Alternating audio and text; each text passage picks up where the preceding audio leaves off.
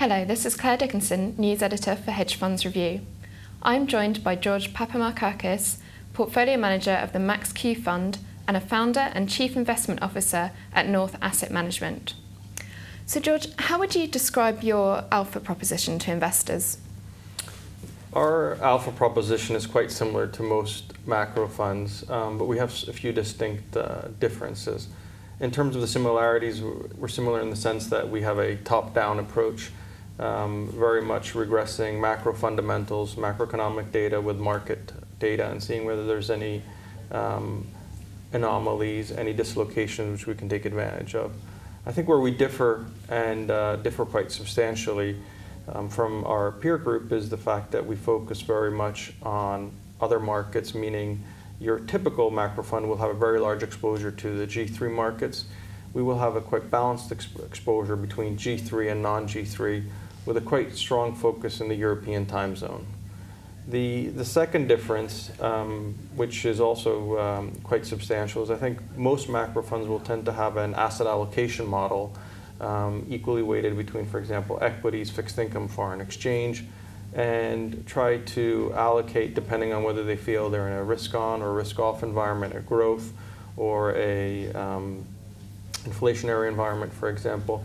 What we do is we focus very much on two products, fixed income and foreign exchange, and to a lesser extent, a much lesser extent, equities. And a lot of the trades that we do tend to have some type of a optionality embedded, and also we do quite a lot of relative value trades, especially over the last couple of years with what's happened in Europe. And I would say the third difference, which really distinguishes us from our peer group, is the fact that we trade our portfolio quite aggressively. That's both a function of the fact that I think the markets have become a lot more unstable and volatile, but also we think it's a source of pure alpha, because simply the market at certain times gets overextended in positioning, and as a result you have the ability to take advantage of that, because when that position gets overextended, the unwinds potentially don't reflect underlying fundamentals, but you'll get an overshooting of that asset class, which we think is an opportunity to participate in. You were one of few global macro funds which ended 2011 positive. In fact, you were up over 25%. What factors contributed? Some of the things that I mentioned before contributed. One is that we had a very, I would say, short-term investment horizon, taking into account the fact that we were in a very volatile trading environment, very volatile policy-making environment. And therefore we didn't get caught out by potential reversals in the market. The second thing is, I think last year we were quite, the markets, I would say, we were quite fortunate because there was a lot of dislocations around the world. So we took advantage of, for example, the slowdown in China. We took advantage of the fact that the Chinese renminbi market started becoming more liberalized, and therefore forwards started to normalize, FX forwards. We took advantage of the weakening in the commodity complex towards the end of Q3, when people again started questioning the spillover from China. And we also took advantage significantly of the opportunities within the European time zone and all the turmoil that we've seen. But I think the key difference, again, between us and potentially our peer group is that we had a much shorter investment horizon. And we also probably had a reasonably diverse set of themes, which, again, we traded with a very short-term horizon. Mm-hmm. And the fund seeks to benefit from market volatility. How does it do that?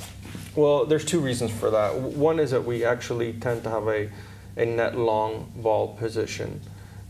So we won't indiscriminately buy volatility, because as we've seen in 2009, if you're long vol without taking necessarily into account the absolute level of volatility, of implied volatility, that's not necessarily a good investment proposition. But whenever we find volatility which is low versus a change in the underlying fundamentals, we will purchase that. So for example, the fund as we speak is long Chinese volatility on the Chinese yuan, because obviously we're seeing quite a lot of things happening in China. One is the liberalization of the FX market, which is increasing volatility. Second is the actual policymakers wanted to increase volatility in the spot market. And the third is we're seeing quite a change in the perception of the growth profile of China going forward. So whenever volatility is cheap on a historical basis, we will tend to be long. However, that's one part of the portfolio. The second part of the portfolio is that because we're very trading oriented, we have the ability to shift our positions quite quickly and take advantage of potential unwinds that we're seeing in positioning, which, as I mentioned before, might be overextended. So what we've seen after 2008 is obviously a significant diminishing in bank capital and the ability of banks to warehouse risk. And so I think that creates an opportunity for funds like us, which have the ability to take advantage of that reduced liquidity and the need for investors to get out of positions very quickly, something that we look to take advantage of. Mm. And you tend to stick to liquid markets. Are you missing opportunities by doing that? I think we are. That's the short answer. But we have very liquid terms for our investors. We offer 45-day liquidity. So we offer monthly redemptions. And I think it would be imprudent to have the portfolio positioned in illiquid assets when we don't offer those, when we have different terms to our investors. In 2008, we saw a lot of funds which obviously had significant illiquid positions which their investors weren't aware of. In contrast, our fund halved, despite having a very good 2008 and being significantly positive.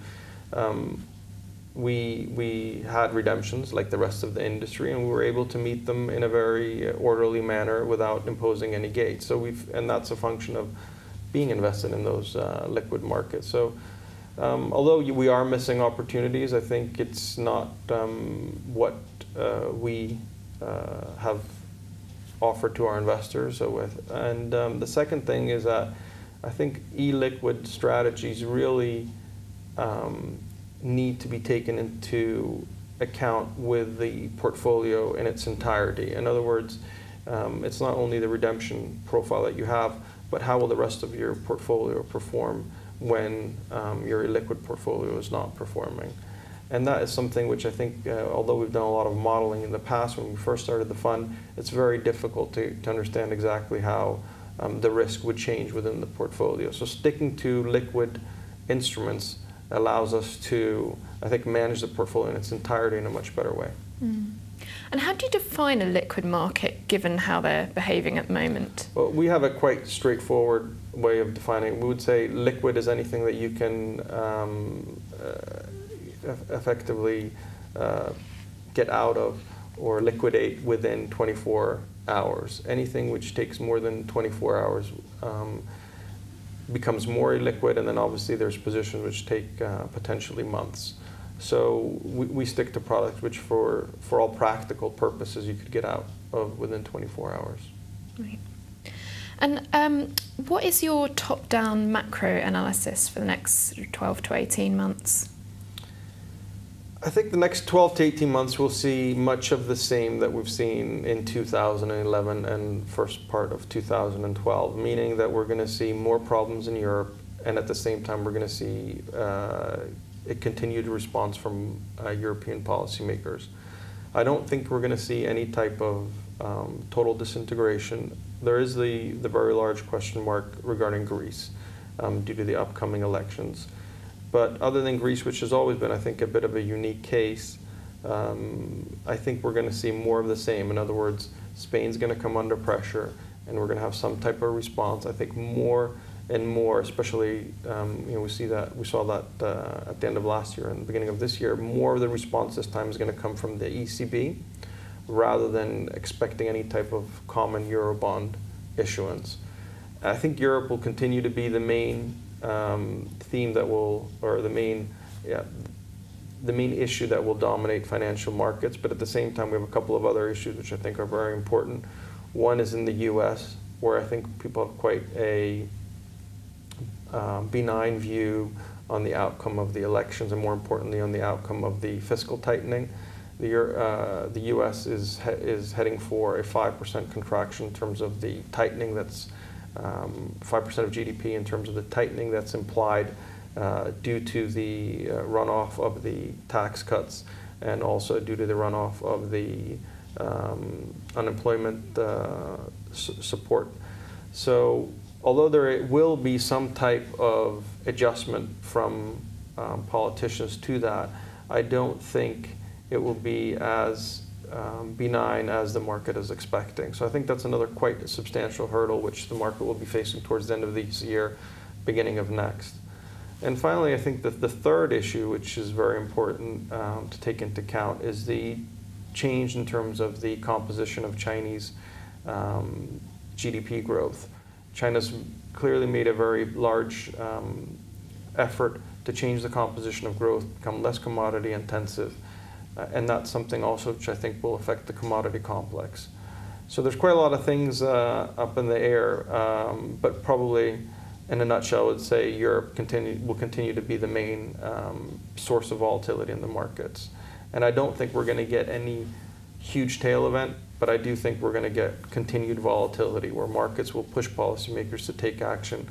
Policymakers will take that action, but it will be very short-lived.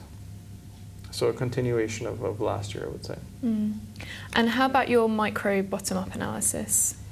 Micro bottom-up analysis, we're spending a lot of time focusing on two things. One is the developments within the commodity complex currencies and whether the demand from China or the perceived slowdown in terms of demand from China will materialize, what type of a knock-on effect it will have on those currencies. And the second thing which we're focusing on is the developments obviously within the European time zone and especially on the issuance calendar. Governments are in the periphery, but even France is having a tough time with its issuance calendar, and that's always a source of opportunity for us. And you've talked about what you think might happen in the Eurozone. Could you just elaborate a little further and tell me what effect that might have on performance? Well, one of the sources of return last year was the Eurozone crisis, and we think that will be another source of opportunity, and it's for two reasons. One is that this incredible amount of supply that you're seeing, government bond supply, is having a problem finding a safe home, and as a result, any issuance that comes into the market either comes with a slight or substantial discount. So the ability to trade the upcoming government bond supply is a source of opportunity. The second thing is that you're also seeing quite, I think, a substantial shift after the French elections in terms of the priorities within Europe. Clearly, France is trying to push towards a more growth and fiscal loosening of the Eurozone in its entirety. It's also pushing for some type of common issuance, which I don't think has any chance of materializing because Germany's not up for it. But all those, or if you like, France pushing with the support of some of the other peripheral countries for a loosening of the fiscal pact, or if you like, adding another growth dimension, does create an opportunity for us in terms of trading the government bonds against each other. So I think in the immediate future, for example, French bonds will underperform because people will question the commitment by the new administration to tightening, and at the same time, issuance continue to come into the market. So the ability for the market to digest that incredible amount of supply is quite limited. The other thing is that France continues to be exceptionally exposed to the periphery, much more than Germany. So although Germany is a larger lender and the banking sector is quite substantially exposed, the real economy of Germany is less exposed to the periphery compared to France. So the French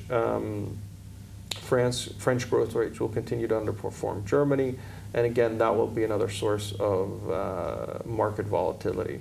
And of course, Spain continues to have its problems.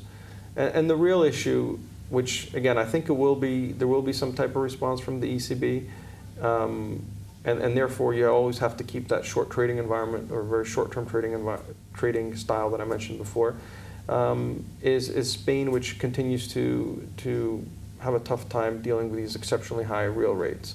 So what you need to get, which I think policymakers recognize, is you need to get credit intermediation working again in the periphery. And the second thing is you need to have negative real rates across all of the Eurozone and not just in the northern European countries. So both of those issues, I think, will be addressed by the ECB effectively taking some type of action, but only when things get worse. So you have to wait for things to get worse and then you expect some type of a snapback. And we're going to see that, I think, at least a couple of times this year. How bad do you think things might get before the ECB takes action?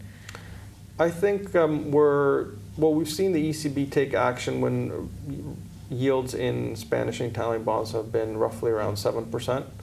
And so we're pretty close to that. I don't if we don't get any immediate relief from the upcoming EU summit, which I don't think we will, probably the markets will turn a little bit, will become a little bit weaker, and then the ECB will try to think of something. I'm not sure whether it's going to be post or pre the Greek election, which is another catalyst for the markets, but I think we're pretty close. And how are you hedging the portfolio? We hedge the portfolio by having, I would say, a long volatility position. So that always allows us to, that performs usually well in times of distress. The second thing that we do is we focus a lot on, as I mentioned before, our micro opportunities. We try to take out the overall risk exposure to the G3 world. So, for example, like I mentioned before, a lot of the trades that we do are outside of the Eurozone, which, however, are affected by what's happening in the Eurozone. So, for example, one position that we believe strongly in is that Czech rates, so rates in the Czech Republic, will underperform substantially, but mainly versus Europe. So we'll trade one currency or one interest rate market versus another market. And that's usually the predominant theme or predominant hedge we will use in order to isolate overall global risk environment and focus very much on that micro opportunity. And what are the greatest risks to performance at the moment?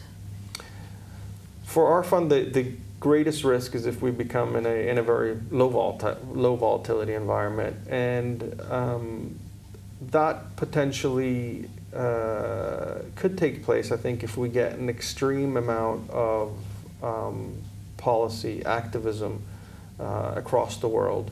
So similar to what we saw in 2009, where we saw a very big reflation trade. That would be difficult for us to manage because we like these markets which are choppy and volatile. So if we get one very big trending environment, I think that will be a little bit more difficult for us to manage. Where are the opportunities this year, in which sectors and which geographies? So Europe will continue to be a source of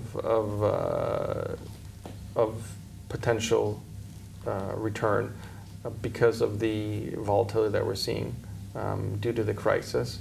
And that will be predominantly focused in the fixed income space. We don't think actually the euro as a currency will trade necessarily one way or the other to a large magnitude. I think the big source will be what's going to happen with French bonds, what's going to happen with Spanish bonds, how is all the issuance that's going to come to the market be taken down in an orderly fashion, and what is the ECB going to do in terms of reacting to the deteriorating growth environment. So that will continue to be a source of opportunity. Outside of the Eurozone, but within the European time zone, I would say there is a big differentiation in certain markets. So for example, Switzerland's a very interesting market because interest rates there in the front end are negative, which we think you can trade both on an absolute but also on a relative value basis. There's opportunities in Norway and Sweden as well because Norway, to a certain extent, is a large beneficiary of what's happening in Europe, seeing a lot of portfolio flows into Norway. And against that, it's actually seeing quite a strong growth environment, both due to the oil price being quite high, but also because the domestic economy is actually performing quite well. So there's a bit of inconsistency there in terms of monetary policy versus actually underlying fundamentals. Outside of the European time zone, I think there's interesting opportunities in the commodity complex. So for example, there's certain currencies like the Brazilian real and the Mexican peso which have underperformed substantially versus the Aussie dollar, the Kiwi dollar, and that doesn't, or definitely I don't think reflects underlying fundamentals. For example, Mexico, I think, is one of the cheapest currencies in the world. It depreciated substantially in 2008 and 2009 on the back of the financial crisis and really never got back to where it was before. And it's actually gained substantially in terms of competitiveness versus Asia and China specifically. So that's another currency that we like. And finally, I think that again, in the emerging market space, interest rates, for example, in Turkey, I think will reprice higher. So there's a few themes out there, and I think the main theme is actually always being quite opportunistic and having a quite short-term trading environment. One thing to bear in mind, especially with macro trading, is that, and especially the way we implement our strategies, is we always want to be in a position where we can take advantage of unforeseen volatility. Timing is the most difficult thing in our field, and therefore the best way to deal with that is to always make sure you have enough capital on the side to be able to deploy it in times of crisis. George, thank you. And thank you for watching. This is Claire Dickinson for Hedge Funds Review.